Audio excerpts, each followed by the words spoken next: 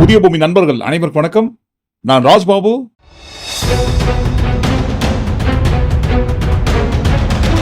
மானம் இருக்கு இல்லைங்களா? சாரி தன்மானம். அந்த தன்மானத்தை குறித்து தான் பாருங்க இந்த காணொலிக்குள்ள. ஒரு தன்மானம் ரெண்டு தன்மானம் கிடையாதுங்க, நிறைய தன்மானங்களை குறித்து இந்த காணொலிக்குள்ள பார்க்க போறோம் ஒட்டுமொத்தமாக. அதற்கு முன்பாக நண்பர்கள் யார் சப்ஸ்கிரைப் பண்ணாமல் இருக்கீங்களோ சப்ஸ்கிரைப் செய்து புதிய பூமிக்கு ஆதரவு தருமாறு கேட்டுக்கொண்டும், இந்த காணொலியை முழுமையாக பொறுமையாக பார்க்க வேண்டும் என்று அன்புடன் கேட்டுக்கொண்டும் இந்த காணொலிக்குள்ள போயிடும். ஒரே ஒரு விஷயங்க ரொம்ப நல்லா தெரியுது. என்னன்னு தெரியுங்களா? அதாவது குறை சொல்வதற்கு எதுவும் இல்லை என்கின்ற ஒரே ஒரு காரணத்திற்காக மட்டுமே ஏதாவது சொல்லணும் இல்லைங்களா? அப்படி சொல்லக்கூடியது ரெண்டு தான். பெண்களுக்கு பாதுகாப்பு இல்லை. அடுத்து வாரிசு அரசியல். 2026 ஆண்டு தேர்தலில் வெல்லப்போவது யார் என்பதை குறித்த ஒரு விவாதத்தில் கூட பாருங்க, நேற்றைய தினம் வாரிசு அரசியல் யாருங்க? நம்ம நிர்மலா அக்கா தான். வாரிசு அரசியல், பெண்களுக்கு பாதுகாப்பு இல்லை.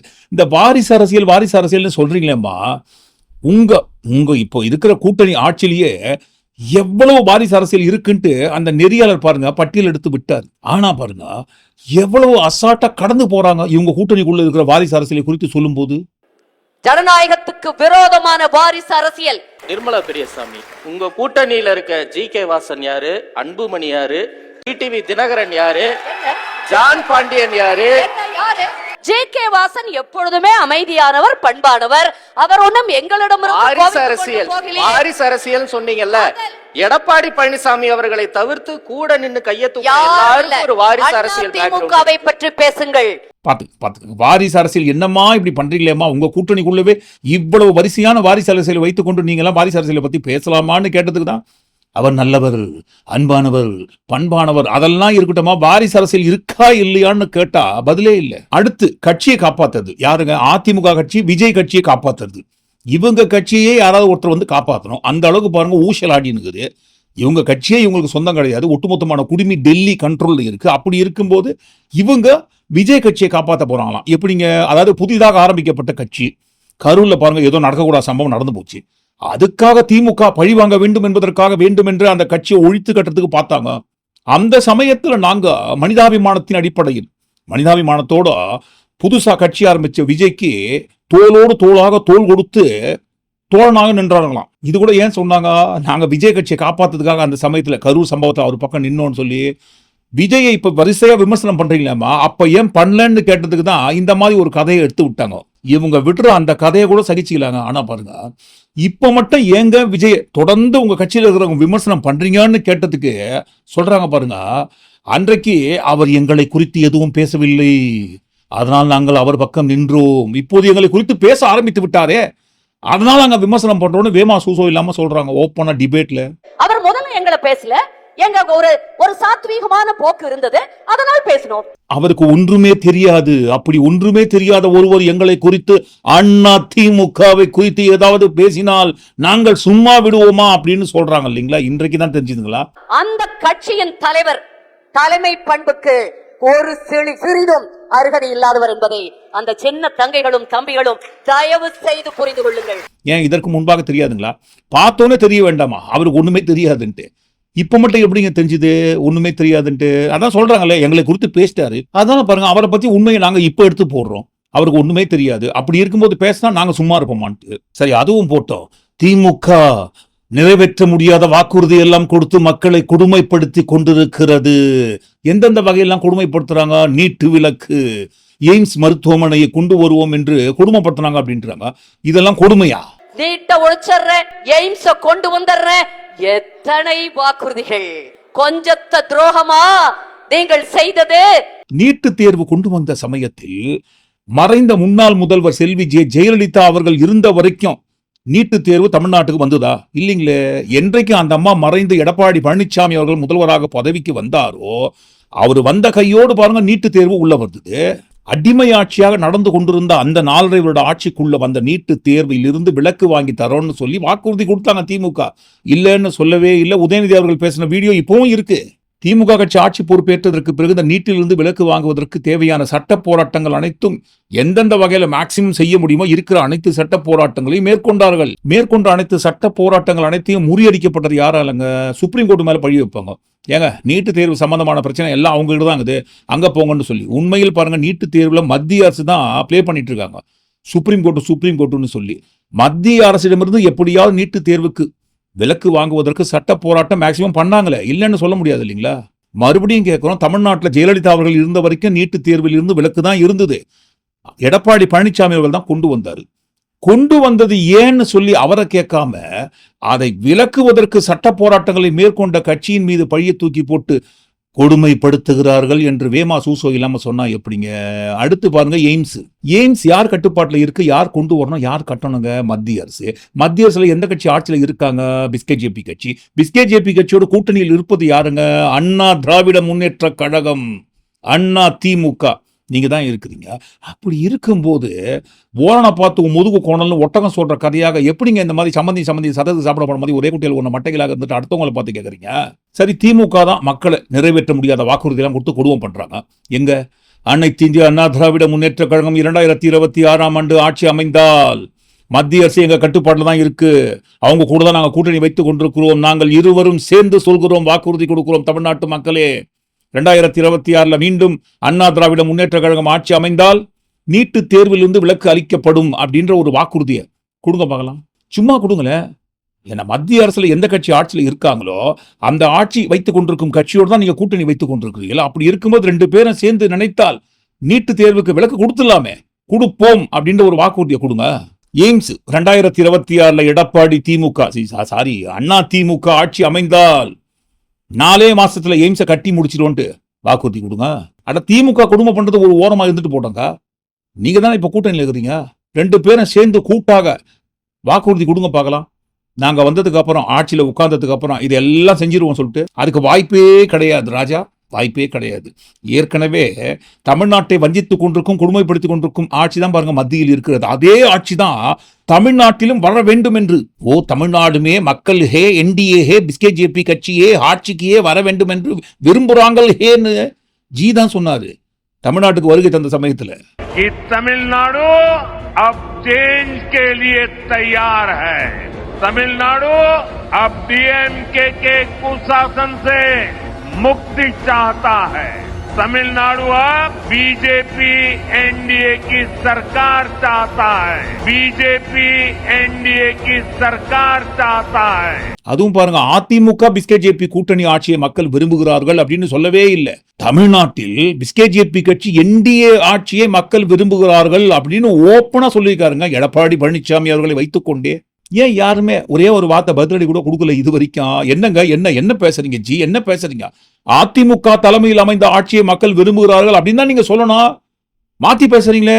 அப்படின்னா உங்க கட்சி தான் ஆட்சி அமைக்கும், நாங்க ஒரு ஓரமா வேடிக்கை பார்க்கணுமா அப்படின்னு கேட்கவே இல்லையே. இதுல வேற பாருங்க, நேற்றைய தினம் சொல்றார் எடப்பாடி பழனிசாமி அவர்கள், திமுக கூட்டணியை போல எங்கள் கூட்டணி கிடையாது, இது அதிமுக தன்மானமான கட்சி. அப்படியா இருக்கிறோம்? சொந்த காலில் இருக்கிற கட்சி அதிமுக கட்சி. அப்படிப்பட்ட இயக்கத்தை பார்த்து திரு ஸ்டாலின் அவர்கள் ஒரு அவதூறு பிரச்சாரத்தை பரப்பி வருகிறார். அதிமுகவை பொறுத்த வரைக்கும் யாருக்கும் அடிமை இல்லை, சுதந்திரமாக செயல்படுகிற கட்சி. அதிமுகவை பொறுத்த வரைக்கும் தன்மானம் உள்ள கட்சி, தன்மானம் உள்ள கட்சி, தன்மானம் உள்ள கட்சி. எந்த வகையான தன்மான கட்சி சொல்றீங்க சார் நீங்க? உங்க கூட நாங்க கூட்டணி வைத்துக் கொண்ட காரணத்தினால்தான் மைனாரிட்டி ஓட்டர்ஸை எல்லாத்தையும் நாங்க இழந்துட்டோம், 40,000 சிறுபான்மை வாக்குகளுக்கு போச்சின்னு சொன்னாரே, அந்த வகையான தன்மான கட்சியா? இவங்களோட கூட்டணி வச்சுதாங்க எங்க ஆட்சியை போச்சு. பிஜேபி இல்லைன்னா நாலாம் நேரம் சட்டமன்றத்துக்கு போயிருக்க வேண்டிய ஆளு. 40,000 சிறுபான்மையின மக்கள், 40,000 ஓட்டு இஸ்லாமியர் கிறிஸ்தவர்கள். இல்ல உங்க கூட கூட்டணி வைத்துக் கொண்ட காரணத்தினால்தான் நாங்க அப்பவும் தோத்தோம், இப்பவும் தோத்தோம், தோத்துனே இருக்கிறோம்னு சொல்லி சொல்லி சொல்லி சொல்லி அடிச்சு சத்தியம் பண்ணாரு, அந்த வகையான தன்மான கட்சியா சார்? தமிழ்நாடு முழுக்க பாத்தீங்கன்னா 2019 சரி 2021 சரி நாங்க தோத்துது பிஜேபியால. இல்ல கூட்டணியா கொள்கையா என்று கேட்டால் அனைத்து இந்த அண்ணா திராவிட முன்னேற்ற கழகத்துக்கு கொள்கைதான் முக்கியம். 2024 மட்டும் கிடையாது, வருகின்ற சட்டமன்ற தேர்தலில் கூட கூட்டணி இல்லை. அப்பொழுது சூழ்நிலையின் காரணமாக கூட்டணி வைத்தோம். அதே நேரத்தில் கொள்கை என்று வருகின்ற பொழுது அனைத்து இந்திய அண்ணா திராவிட முன்னேற்ற கழகம் கொள்கைக்குத்தான் முன்னுரிமை கொடுக்கும். வருகின்ற நாடாளுமன்ற தேர்தல் மட்டுமல்ல, அடுத்து வருகின்ற சட்டமன்ற தேர்தலிலும் பிஜேபி கட்சியுடன் அனைத்து இந்திய அண்ணா திராவிட முன்னேற்ற கழகம் கூட்டணி இல்லை என்பதை தெளிவுபடுத்துகிறேன். மறுபடியும் இன்னொரு இடத்துல இறுதியாக சொல்கிறோம், உறுதியாக சொல்கிறோம், பிஸ்கேஜேபி கட்சியோடு அனைத்து இந்திய அண்ணா திராவிட முன்னேற்ற கழகம் கூட்டணியில் இல்லை இல்லை இல்லை இல்லைன்னு அடிச்சு சத்தியம் பண்ண அந்த மாதிரி தன்மான கட்சியா சார்? உறுதியாக சொல்கிறோம், உறுதியாக சொல்கிறோம், அனைத்து இந்திய அண்ணா திராவிட முன்னேற்ற கழகம் பாரதிய ஜனதா கூட்டணியில் இல்லை இல்லை. இப்படி போற எல்லா இடத்துலயும் அழுது ஆர்ப்பாட்டம் பண்ணி உருண்டு புரண்டு கண்ணீரை விட்டு ஐயா நம்புங்க ஐயா நம்புங்க ஐயா, இனிமே எங்களுக்கு அவங்களுக்கு எந்த சம்பந்தம் கிடையாதுயா, நம்புங்கய்யா நம்புங்கய்யா, ஒட்டோ உறவோ நாங்க வைத்துக் கொள்ள மாட்டோம், இனிமே அவங்களுக்கு எங்களுக்கு எந்த ஒரு சம்பந்தம் கிடையாது, ஓட்டு போடுங்கய்யா போடுங்கன்னு கெஞ்சி கூப்பாடு போட்டுட்டு மறுபடியும் உருண்டு ஓடி போயிட்டு அவங்களுடைய கூட்டணி வைத்துக் கொண்டு இன்னைக்கு ஒன்றுணுகிறோமே, அந்த வகையான தன்மான கட்சியா சார்? தன்மானமுள்ள கட்சி, தன்மானமுள்ள கட்சி. இதுல எந்த வகையான தன்மான கட்சி சார்? என்ன பாருங்க, ஓவரால் ஹெட் யாருங்க? மோடி அவர்கள் தான். அந்த ஹெட்டே என்ன சொன்னாருங்க, தமிழ்நாட்டில் மக்கள் பிஸ்கேஜேபி கட்சியின் ஆட்சியை என்டிஏ ஆட்சியை விரும்புகிறார்கள் அப்படின்னு சொன்னாரு. அவரே சொன்னதற்கு பிறகு கட்சிக்குள்ள இருக்கிறவங்க தான் பாருங்க பெனாத்தினுங்கிறாங்க. ஆட்சி மாற்றம் ஏற்பட்ட அதிமுக அது எடப்பாடியார் ஆட்சியா இருக்குமா இல்ல என்டிஏ கூட்டணி ஆட்சியா இருக்குமா? எடப்பாடியார் ஆட்சி. முழு கெடப்பாறையை அந்த சமயத்துல விழுங்கிட்டு அதை ஜீரணம் பண்ணதுக்கு இப்ப சுகு கஷாயம் சாப்பிட்டா கெடப்பாறை ஜீரணமாகாது, வாயம் வைத்தின் கீச்சின் வெளியே தான் வரும். இதுவே எப்படின்னா மதத்துக்கெல்லாம் எப்படி? பெண்கள் பாதுகாப்பு வாரிசு அரசியலை அடுத்து இந்த பெண்கள் பாதுகாப்புன்னு சொல்லும் போது தான் ஒரே கல்லர் ரெண்டும் வாங்க. டிவிகே கட்சியை சேர்ந்த ஒருத்தவங்க சொல்றாங்க பாருங்க, அவங்க எத்தனை வருஷமா ஆட்டோ ஓட்டுறதா? ஏன்பா பாதுகாப்பு இருக்கு? எல்லாம் வாயில தான் சொல்றாங்க தவிர திமுகல பாதுகாப்பே இல்லப்பா. நல்லா 10 வருஷமா ஆட்டோ ஓட்டுறேன், என்ன பாதுகாப்பு இருக்கு? நல்லா 10 வருஷமா ஆட்டோ ஓட்டுறேன், என்ன பாதுகாப்பு இருக்கு? பாத்துக்கோங்க, வேமா சூசோ இல்லாம அந்தமா கொடுத்த ஸ்டேட்மெண்ட். பாதுகாப்பே இல்லைன்னு சொல்றாங்க பெண்களுக்கு. ஆனா பாருங்க, பாதுகாப்பே இல்லை தமிழ்நாட்டுல. எப்படிங்க ஒரு பெண் 10 வருஷம் தொடர்ந்து ஆட்டோ ஓட்டி இருக்க முடியுங்க? எப்ப கண்டுபிடிச்சாங்க இந்த பெண்களுக்கு பாதுகாப்பு இல்லைன்ட்டு? விஜய் கட்சியில சேர்ந்த பிறகு. சரி, அது கூட எப்படிங்க சொல்றீங்க பெண்களுக்கு பாதுகாப்பு இல்லைன்ட்டு? யாரோ ஒருத்தர் பாருங்க 200 ரூபாய் கொடுக்காம ஏமாத்திட்டு ஓட்டாராம், அதனால பாருங்க பெண்களுக்கு பாதுகாப்பு இல்லையா? நேற்று கூட ஒருத்தன் பாருங்க 200 ரூபாய்க்கு எக்மோர்ல இறக்கி விட்டு காசு கொடுக்காத ஓடி போயிட்டான். அது பாதுகாப்பா? ரொம்ப கஷ்டமா இருக்குங்க. காசு எங்களையே ஏமாத்துறாங்க, ஆட்டோல ஏறுறவங்களே ஏமாத்துறாங்க. நல்லா செக் பண்ணி பாருங்க, அந்த 200 ரூபாய் கொடுக்காம ஓடி போனவர் இந்த அம்மா எந்த விஜய் கட்சியில இருக்காங்களோ அதே விஜய் கட்சியை சேர்ந்தவரோ அல்லது விஜய் ஃபேனா தான் இருப்பாரு, அந்த ஜாம்பிஸ் கூட்டத்தை சேர்ந்தவங்களா தான் இருப்பாரு. தேடி வேணா பாருங்க. பெண்களுக்கு பாதுகாப்பு இல்லைன்னு சொல்லணுன்றதுக்காக எதுவுமே இல்லைன்ட்டு இந்த மாதிரி விஷயத்தெல்லாம் தூக்கிட்டு வந்தா எப்படிங்க? பிஸ்கேஜேபி கட்சியும் சரி, அதிமுகவும் சரி, இந்த 2 கட்சியோட கலவையான பிரான்ச்சாக புதிதாக தொடங்கப்பட்டு விஜய் கட்சி இயங்கி கொண்டிருக்கும் டிவிகே கட்சியும் சரி, தொடர்ந்து ஒரே பல்லவியை பாடுறாங்களே தவிர டேட்டா இருக்குங்களா? தமிழ்நாட்டில் பெண்களுக்கு பாதுகாப்பு இல்லாத நிலை உருவாகிவிட்டது. இந்தியாவிலேயே நமது நாட்டிலேயே பெண்களுக்கு பாதுகாப்பு இல்லாத முதன்மை மாநிலமாக தமிழ்நாடு வளர்ந்து நிற்குதுன்ற ஒரு டேட்டா ஏதாவது இருக்குங்களா? இல்லவே இல்லைங்களே. பிஸ்கேஜேபி கட்சி ஆட்சி பண்ற மாநிலங்கள் தான் பாருங்க 1லேருந்து 10 இடத்துக்குள்ள எந்த இடத்துல எடுத்து பார்த்தாலும் எல்லா மாநிலமும் பிஸ்கேஜேபி கட்சி ஆட்சி பண்ற பெரும்பாலான மாநிலங்கள் தான் பெண்களுக்கு பாதுகாப்பு இல்லாத நிலை உருவாக்கி நிற்குது. இவங்க கட்சி ஆட்சி பண்ற மாநிலங்கள்லயே பெண்களுக்கு பாதுகாப்பு இல்லாத நிலை உருவாக்கி வைத்து விட்டு பாதுகாப்பாக இருக்க தமிழ்நாட்டில் எப்ப பார்த்தாலும் பெண்களுக்கு பாதுகாப்புலன்னு உருட்டினா எப்படிங்க? சரி, இப்ப பெண்களுக்கு பாதுகாப்பு இல்லைன்னு சொல்ற பிஸ்கேஜேபி கட்சியை சேர்ந்த 4 கோடியார் அவர்கள் திரிஷாவை குறித்து என்ன சொன்னாரு? பாவம், அவர் அனுபவமே இல்லாதவர். முதல்ல வீட்டில இருந்து வெளியே வரணும். திரிஷாவிட்ட இருந்து முதல்ல வெளியே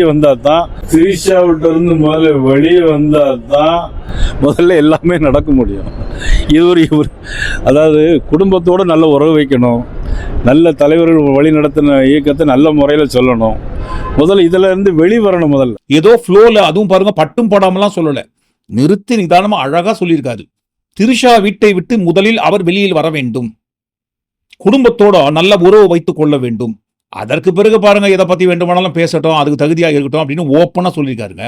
இதே வார்த்தையை ஒரு வார்த்தை கூட விடாம திரிஷா வீட்டை விட்டு முதலில் விஜயை வெளியில் வர சொல்லுங்கன்னு திமுக கட்சி சேர்ந்தவங்க யாராவது ஒருத்தர், மேடை பேச்சாளர் யாராவது ஒருத்தர் போற போக்குல சொல்லியிருந்தா இந்நேரம் இந்த தமிழ்நாட்டில் பெண்களுக்கு பாதுகாப்பு கொடுக்குறோன்னு ஒரு கூட்டம் இருக்கும் இல்லைங்களா? முக்கியமா பிஸ்கேஜேபி கட்சியை சேர்ந்தவங்க நம்ம வானதி அக்கா, அவங்க முதல்ல அட்டனன்ஸ் போட்டிருப்பாங்க. அடுத்து பாருங்க குஷ்பு அவர்கள் அட்டனன்ஸ் போட்டிருப்பாங்க.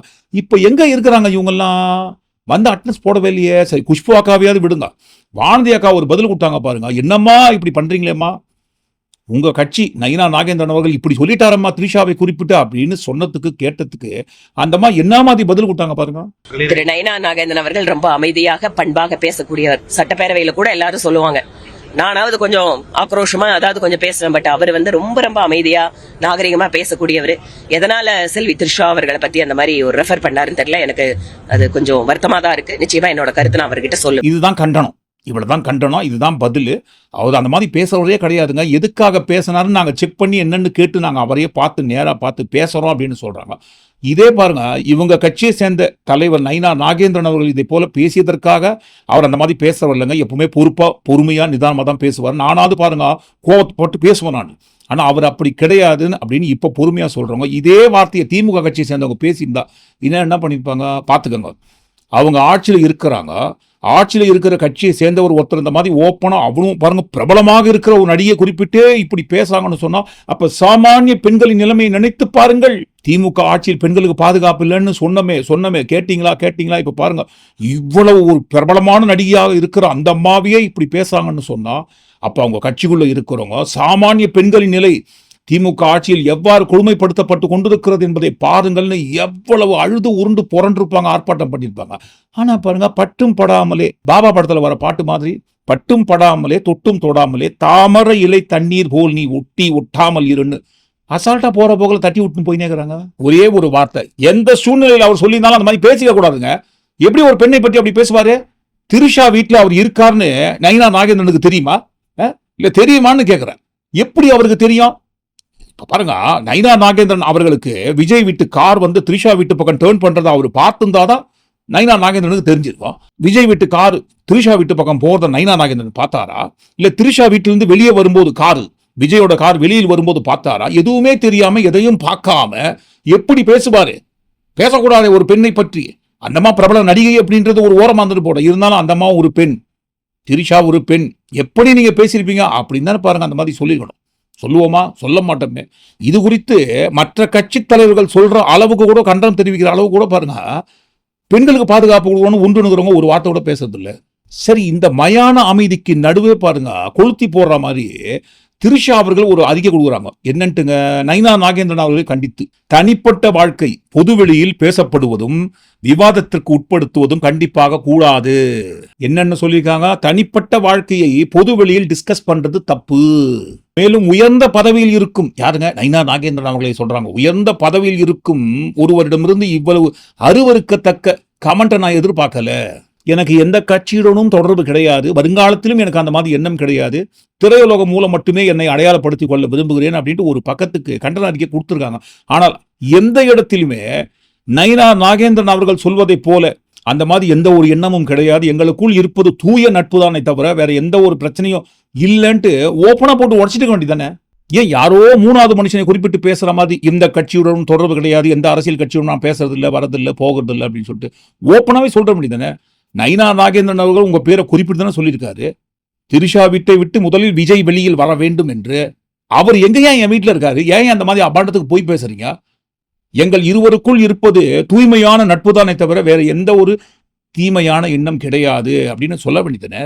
பிரச்சனைன்னு பொதுவெளியில் வந்த பிறகு அந்த பிரச்சனைக்குள்ள என்ன பிரச்சனை இருக்கு என்பதை எந்த ஒரு பிரச்சனை இல்லாம பிரச்சனையை போட்டு உடைச்சிட்டு வேண்டியதானே. ஏன் பூடகமாக சஸ்பென்ஸா த்ரில்லிங்கா புதிர் போடுற மாதிரி எந்த கட்சி அந்த கட்சி இப்படின்னு எந்த ஒரு பெயரையும் யாருடைய பெயரையும் குறிப்பிடாம சொல்லணுங்க? அப்போ ஏதோ பிரச்சனை இருக்குன்னு தானே நினைப்பாங்க.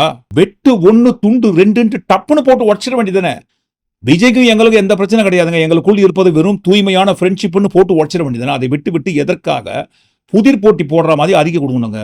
சரி, அந்த அம்மா தான் புதிர் போட்டி போடுற மாதிரி அறிக்கை கொடுத்துட்டாங்க, வேற வழியே கிடையாது. 10 என்ஜின் இது பிரச்சனையை எப்படி ஆஃப் பண்றதுங்க?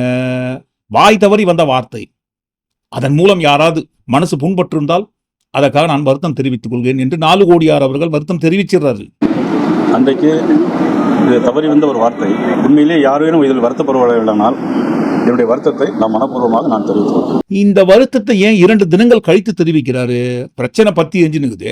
அது குறித்து அவர்கிட்ட கேட்கும் போது அவரு கார் கண்ணாடியை க்ளோஸ் பண்ணிட்டு பிரஸ் மீட்டை தவிர்த்து விட்டு போறாரு. ஏன் பிரச்சனை தான் 10 என்ஜின் சொன்னோம்னா அப்பவே வருத்தம் தெரிவிச்சிருக்க வேண்டியது. எதற்காக அமர பொறுமையாக இருந்து 2 தினங்கள் கழித்து இந்த வருத்தம் தெரிவிக்கணும்? அங்கதான் இருக்குது பாருங்க இவர்களுக்குள்ள பண்ற நெரேட்டிவ் செட்டு. தமிழ்நாடு அரசு மகளிருக்கு வழங்கி கொண்டிருக்கும் உரிமை தொகையில் 3 மாசம் அட்வான்ஸ்டா 3000 ரூபாய் பிளஸ் 2000 ரூபாய் மொத்தமா சேர்த்து 5000 ரூபாய் கொடுத்த இந்த விஷயம் தான் பாருங்க பூதாகரமாக 10 என்ஜினுக்குது. என்னப்பா நம்ம ஒன்று நினைச்சா வேற ஒன்று நடக்குது. தமிழ்நாட்டில் எப்ப பார்த்தாலும் நாங்கள் பெண்களுக்கு பாதுகாப்புலன்னு சொல்லி நிற்கிறோம். ஆனால் பெண்கள் சப்போர்ட்டை எக்கச்சக்கமா நாளுக்கு நாள் வாரினேங்கிறாங்களே. இதை எப்படியாவது மடைமாற்றம் செய்ய வேண்டும், இப்படியே விடக்கூடாது. இப்ப மடைமாற்றம் செய்து என்ன பண்ணலாம்? பிஸ்கெட் ஜேபி கட்சி ஹெட் ஆபீஸ் அந்த பிஸ்கேஜேபி கட்சியோட பிரான்ச் ஆபீஸ் டிவிகே கட்சி 2 பேரும் சேர்ந்து தான் பாருங்க இந்த மடைமாற்றம் செய்கிற வேலையை, திரிஷா பிரச்சனை இழுத்து விட்டு மடைமாற்றம் செய்கிற வேலையில இறங்கியிருக்காங்கன்ட்டு ஒட்டுமொத்தமான பரவலான தகவல்கள் வந்து கொண்டிருக்கிறது. ஏன்னா தகவல் வெற்றி கழகத்தை குறித்து பேசும்போது நம்மளும் தகவல் தானே சொல்லணும். அதிகாரப்பூர்வமான எந்த ஒரு செய்தியும் விஜய் கிட்ட இருந்து வராது. எல்லாமே பாருங்க தகவல், இப்படி சொன்னதாக தகவல், அப்படி நடக்கும் என்று நினைப்பதாக தகவல், இப்படி பேசுவார் என்று தகவல், அப்படி பேசினார் என்று தகவல், அப்படி வரும் என்று தகவல், தகவல் தகவல் தகவல். ஸோ தகவல் வெற்றி கழகத்தை குறித்து வருகின்ற தகவலும் பாருங்க நம்மளும் சொல்ற தகவலாகத்தானே இருக்கணும். 2 கட்சியும் சேர்ந்து தான் பாருங்க பக்கா ப்ரீ பிளான் பண்ணி செட்டப் பண்ணி இந்த 5000 ரூபாய் பிரச்சனையை மடைமாற்றம் செய்வதற்காக இந்த வேலையை பண்ணியிருக்காங்க. என்ன பாருங்க, அவர் பேசிய அடுத்த நொடியே பிரச்சனை ஸ்டார்ட் ஆகுது, பத்தி எரியுது. மறுதினம் அவர் வருத்தம் தெரிவிக்காம எதற்காக பொறுமையாக 2 நாள் பத்தி எறிட்டோம்னு சொல்லி ரொம்ப பற்றி எறிந்த பிறகு இப்ப வருத்தம் தெரிவிக்கிறாரு. இதற்கு பெயர் தான் மடைமாற்றம் செய்கிற வேலை. அந்த 5000 ரூபாய் பிரச்சனை எப்படியாவது மடைமாற்றம் பண்ணி இந்த திரிஷா பிரச்சனை பக்கம் இழுத்து விட்டு போகணுன்றதுக்காகத்தான் இவங்க பண்ண பிளான். அது இல்லன்னு யாரையாவது முன்னாடி வந்து சொல்லுங்க, இது பிளான்லாம் கிடையாதுங்க, எங்களுக்குள்ள பேசி வச்சு எதுவும் பண்ணலன்னு சொல்லி. ஏனென்றால் பாருங்க இதே மாதிரி தான் பாருங்க திரிஷா அவர்களை குறிப்பிட்டு மன்சூர் அலிகான் அவர்கள் ஒரு கருத்து சொன்னார் பிரஸ் மீட்ல. கற்பழிக்க விட மாட்டேங்கிறாங்க. நான் அங்கேயே லீவ்ல பேசலான்னு பார்த்தேன். அப்ப இந்த மாதிரி கலாபத்தை உண்டு பண்ண சில பேர் இருக்காங்கன்னு விட்டுட்டேன். எனக்கு ரொம்ப ஆசையா இருந்துச்சு. இங்க சொல்லிடுறேன், திரிஷா கூட நடிக்கிறோமா, நிச்சயமா பெட்ரூம் சின்ன இருக்கும், தூக்கி கட்டல குசுப்பு போட்ட மாதிரி ரோஜா போட்ட மாதிரி போடலாம். என்ன நண்பரே, 150 படத்துல நம்ம பண்ணாத ரேப்பா, நம்ம பண்ணாத அட்டூழியமா, வில்லனவே போட மாட்டேங்கிறாங்கப்பா. திரிஷாவை அப்படியே கையில கொண்டு போன மாதிரி, சிரஞ்சீவி மொழியை அனுமார் கொண்டு போன மாதிரி காஷ்மீர்ல கொண்டு போய் பார்த்துருப்பீங்களா அந்த ட்ரெயிலர்ல, அப்படியே அந்த வெள்ளை வெளியே அப்படியே பஞ்சு மாதிரி இருக்கும் இந்த காஷ்மீர், அப்படியே அவங்க பார்த்து தரையில படாம கொண்டு போயிட்டு அப்படியே கொண்டு போயிடுறாங்க, கல்லையே காட்ட மாட்டேங்க. இந்த மாதிரி அவர் சொன்னதற்கு என்ன மாதிரி பிரச்சனையை ஃபேஸ் பண்ணாரு அவரு. இப்ப பாருங்க விஜய் பக்கம் தான் நின்று கொண்டு வேமா சூசோ இல்லாம அவர் பேசாரு அப்படின்ற ஒரு உண்மை அவரோடவே இருந்து போட்டோம், தப்பு கிடையாது. இருந்தாலும் அந்த சமயத்தில் மன்சூர் அலிகான் அவர்கள் திரிஷாவை குறிப்பிட்டு இதே போல பிரஸ் மீட்ல சினிமாவை மையப்படுத்தி பேசியதற்கு என்னென்ன பிரச்சனை பண்ணாங்க. ஒரு பக்கம் வலுக்கும் கண்டனங்களுக்கு மேல கண்டனங்கள், இன்னொரு பக்கம் காவல்துறையில் புகார், அடுத்த பக்கம் பாருங்க NCW எல்லாம் வந்தாங்க. ஐயோ பெண்களுக்கு பாதுகாப்பு இல்லாம போச்சே, மன்சூர் அலிகான் இதை போல பேசுறாரே, என்னப்பா இது இந்த மாதிரி சொல்லிட்டு எவ்வளவு பேர் பொங்கினாங்க.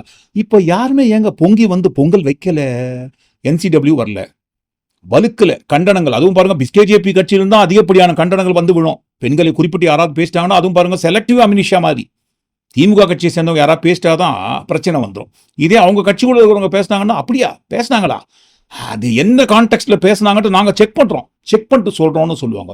யாருமே பொங்கி வரலீங்களா செக் பண்ணிட்டு கூட. கண்டனங்கள் வலுக்கல, NCW வரல, போலீஸ் கம்ப்ளைண்ட் கூட யாரும் கொடுக்கல. அது மட்டும் கிடையாது, பெண்களுக்கு பாதுகாப்பு கொடுக்க போறாங்க. பெண்கள் பாதுகாப்புல நோ காம்ப்ரமைஸ். பாதுகாப்பே இல்லாத தமிழ்நாட்டில் எப்படியாவது பாதுகாப்பு கொடுப்பதற்காக ராப்பகலா உழைத்து சம்பாதித்து வச்ச காசை எல்லாத்தையும் கொட்டி 2026 ஆட்சி அமைத்து முதல்வர் தலைமையில் விஜய் முதல்வர் தலைமையில் பாருங்க பெண்களுக்கு பாதுகாப்பு கொடுக்க போறோம்னு சொல்ற அந்த கட்சி ஒரே ஒருத்தராது ஆதவ் அர்ஜுனால இருந்து லோயோலா மணின்னு ஒருத்தர் இருக்கார் இல்லைங்களா, அந்த காலேஜோட ஓனர் கூட அவர் பேரை முன்னாடி போடுக்க மாட்டார் போதுங்களேன். இவர் லோயோலா மணின்னு போட்டிருக்காரு. அவர் வரைக்கும் ஆதவ் அர்ஜுனால இருந்து அந்த லோயோலா மணி வரைக்கும் யாராவது ஒருத்தராவது நயினா நாகேந்திரன் அவர்களுக்கு எதிர்ப்பு தெரிவிச்சாங்களா, கண்டனம் தெரிவிச்சாங்களா, ஒரே ஒரு அறிக்கை கொடுத்துருப்பாங்களா, என்னையான்னு கேள்வி கேட்டிருப்பாங்களா, புகார் கொடுத்துருப்பாங்களா? ஏன் எல்லாருமே அவ்வளவு மையான அமைதியில் இருக்கிறாங்க? இது எல்லாத்துக்கும் மேல மிக முக்கியமான மூலாதாரமாக இருக்கக்கூடிய விஜய் ஒரே ஒரு வார்த்தை கண்டன பதிவு ஏதாவது பதிவு பண்ணிக்காரா? இல்லைங்களே, வேகமா 5000 ரூபாயா, என்னையா இது 5000 ரூபாய் கொடுக்குறீங்களா, எப்படி கொடுக்குறீங்க, ஓட்டுக்கு பணம் கொடுத்து ஓட்டை விலைக்கு வாங்கலான்னு பிளான் பண்றீங்களான்ட்டு பதிவை போட்டிருக்காரே தவிர மத்திய அரசு பட்ஜெட்டை குறித்து ஒரு பதிவு கூட போடல. சரி, அதை குறிப்பிட்டு போடலங்க. பிஸ்கேஜேபி கட்சி மத்திய அரசு மோடின்னு சொன்னாலே 3 கிலோமீட்டர் தாண்டி போயிட்டு ரெஸ்ட் ரூம் எங்கேயாவது ஓரமா இருக்கான்னு தேடுவாரு. அந்த அளவுக்கு பயம். நயினா நாகேந்திரன் அவர்களை குறித்து கூட பயம். என்ன சார் என்ன பேசுறீங்க, நான் எங்கங்க அந்தம்மா வீட்டில் இருக்கிறேன், அந்தம்மா பாட்டுக்கு அந்தம்மா வீட்டில் இருக்கிறாங்க, நான் பாட்டுக்கு என் வீட்டில் இருக்கிறேன், அதுவும் நல்ல குடும்பத்தோட உறவு வேணும் அப்படின்னு சொல்றீங்க. என் குடும்பத்துக்கு என்ன பிரச்சனை? நான் பொறுப்பான மனைவியோடு இருக்கிறேன், எனக்கு பிள்ளைகள் இருக்காங்க, வெளிநாட்டில் படிச்சுன்னு இருக்கிறாங்க, நான் ரொம்ப என் ஃபேமிலியை மெயின்டைன் பண்றேன். அப்படி இருக்கும்போது குடும்பத்தோடு நல்ல உறவு வேண்டும், என் குடும்பத்தோட உறவு இல்லைன்னு உங்களுக்கு எப்படி தெரியும்? நான் திரிஷா வீட்டில் தான் இருக்கேன்ட்டு உங்களுக்கு எப்படி தெரியும்? எப்படி கண்டுபிடிச்சிங்க அப்படின்னு ஏதாவது ஒரு வார்த்தை, ஒரே ஒரு பதிவு, கண்டன பதிவு நயினா நாகேந்திரன் அவர்களை குறித்து சொன்னாரா? சொல்லவே இல்லை. இதே வார்த்தையை நயினா நாகேந்திரன் அவர்கள் சொன்ன அதே வார்த்தையை திமுக கட்சியை சேர்ந்தவங்க யாராவது சொல்லி இருந்தால் மேடையில பேசியிருந்தால் என்னையா விஜய் விஜய் விஜய்னு சொல்றீங்க, முதல்ல அந்த ஆளை திரிஷா வீட்டை விட்டு வெளியில் வர சொல்லுங்க. வெளியில் வந்துட்டு அப்புறம் பார்க்க சொல்லுங்க. குடும்பத்து கூடவே அவர்கிட்ட நல்ல உறவு கிடையாது. அப்படிங்கும்போது அவரை பத்தி நீங்க என்னங்க பேசுறீங்க? குடும்பத்துக்கிட்டவே நல்ல உறவு இல்லைன்னு சொல்லும்போது அவர் தமிழ்நாட்டுக்கு முதல்வராக வந்து என்னத்தை கிழிக்க போறாரு அப்படின்ற ஒரு வார்த்தையை சொல்லியிருந்தா இந்நேரம் என்ன பண்ணியிருப்பாங்க பாத்தீங்களா? விஜய்க்கு கொடுக்கின்ற கூட்டத்தை பார்த்து அல்லில்லாம போச்சு திமுகவுக்கு. அவர் மீது வைப்பதற்கு எந்த ஒரு விமர்சனம் இல்லை என்கின்ற காரணத்தினால் பொது வெளியில பொது வாழ்க்கையில போட்டு அவரை புலகிறாங்க. கொஞ்சம் கூட நாகரிகமே இல்லாம அடுத்த வீட்டு பின்னை இழுத்து விஜயோட குடும்பத்தை கலங்கப்படுத்துறாங்க. ஒரு பாத்துக்கோங்க, ஒரு பிரபலமான நடிகருக்கே இந்த மாதிரி நிலைமை சொன்னா சாமானிய மக்கள் வீட்டு பெண்களுக்கு என்ன மாதிரி நிலைமை இருக்கும்னு சொல்லி எப்படி கேட்டிருப்பாங்க, என்ன மாதிரி கேள்வி எல்லாம் முன் வச்சிருப்பாங்க. இப்ப ஏன் யாருமே பொங்கி வரலங்க? நயினார் நாகேந்திரன் அவர்களுக்கு ஒரே ஒரு கண்டன பதிவு, ஒரே ஒரு குரல் கூட டிவிக்கு கட்சியிலிருந்து இதுவரைக்கும் ஏன் ஒலிக்கவில்லை? ஒரு புகார், ஒரே ஒரு புகார். ஸ்ட்ரெயிட்டா டிஜிபி அண்ணன் தம்பி அமெரிக்க மாப்பிள்ளை கேரக்டர்லாம் எனக்கு ஒத்து வராதுங்க, நான் டைரக்டா உட்கார்ந்தா சிஎம் கேரக்டர் தான் போய் உட்காருவேன்னு சொல்லக்கூடிய அளவிலான டைரக்டா டிஜிபி போய் பார்த்து கம்ப்ளைண்ட் கொடுக்கணும், இல்லைன்னா சிபிஐல கம்ப்ளைண்ட் கொடுக்கணும், இல்லைன்னா சுப்ரீம் கோர்ட்டில் போயிட்டு கேஸ் போடுங்க. ஹைகோர்ட் கூட கிடையாது, டைரக்டா சுப்ரீம் கோர்ட்டில் போயிட்டு கேஸ் போடுங்க. ஏன் எதுவுமே பண்ணலங்க? நயினார் நாகேந்திரன் அவர்களுக்கு எதிராக ஒரே ஒரு நடவடிக்கை கூட ஏன் டிவிகே கட்சியிலிருந்து பாயவில்லை? அப்ப தெரியுது இல்லைங்களா? ஒட்டுமொத்தமா இந்த ரெண்டு கட்சியும் சேர்ந்து செய்த செட்டப் வேலை தான் இதுன்ட்டு. இந்த செட்டப் வேலையை பண்ணி எப்படியாவது இருக்கிற ஊருக்குள்ள இருக்கிற நல்ல நல்ல விஷயங்களை டைவர்ட் பண்ணி இதை குறிப்பிட்டு இந்த மாதிரி கேவலமான விஷயங்களை குறிப்பிட்டு பேச வேண்டும் என்கின்ற ஒரு உள்நோக்கத்திற்காகத்தான் செய்த நெரட்டிவ் செட்டுன்ட்டு. நீ அடிக்கிற மாதிரி அடி, நான் வலிக்கிற மாதிரி கூட நடிக்க மாட்டேன். ரெண்டு பேரும் அமைதியா இருப்பதன் பின்னணியில் சம்பந்தியும் சத்தத்துக்கு சாப்பிடப்படும் போது எல்லாரும் ஒரே குட்டையில ஓடுன மட்டையாக இருக்கிற பின்னணி. நீங்க என்ன நினைக்கிறீங்க? ஒட்டுமொத்தமா எல்லாத்தையும் கூட்டி கேட்டு இந்த காணொலிக்குள்ள வந்த எல்லா தன்மானம் சம்பந்தப்பட்ட விஷயங்களை குறிப்பிட்டு நீங்க என்ன நினைக்கிறீங்கன்னு கண்டிப்பா உங்க கருத்துக்களை பதிவு பண்ணும்போது நயினார் நாகேந்திரன் அவர்களை குறிப்பிட்டும் இந்த திரிஷா விவகாரத்தை குறிப்பிட்டும் நீங்க என்ன நினைக்கிறீங்கன்னு கண்டிப்பா உங்க கருத்துல தவறாம பதிவு பண்ணுங்க. மீண்டும் நாளை காணொலியில் நாம் சந்திப்போம். நன்றி, வணக்கம்.